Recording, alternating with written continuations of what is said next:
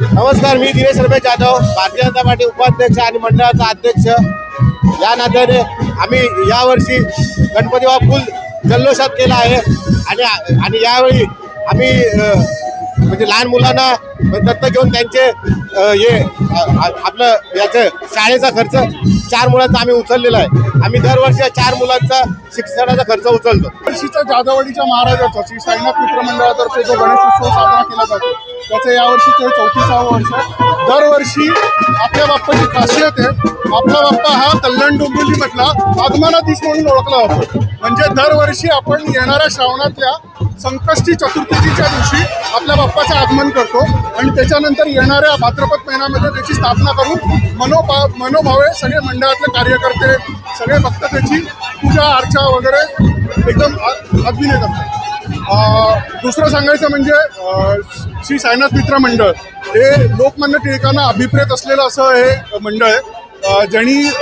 बरेचसे असे दर 10 दिवसामध्ये वेगवेगळे उपक्रम समाज कल्याण उपक्रम राबवत असतो आणि यावर्षीचं हे 34वां वर्ष आहे। तुम्ही सगळे बघतच असाल की किती जल्लोषामध्ये आपल्या कल्याण डोंबिवलीमधल्या आगमनाधीशाचे स्वागत करायला पूर्ण कल्याण डोंबिवलीमधली पब्लिक जमलेली आहे आणि दरवर्षी ही पब्लिक अशीच जमत असते, कारण का हा डोंबिवलीमधला पहिला आगमनाधीश म्हणून नावाजलेला गणपती मंडळ आहे।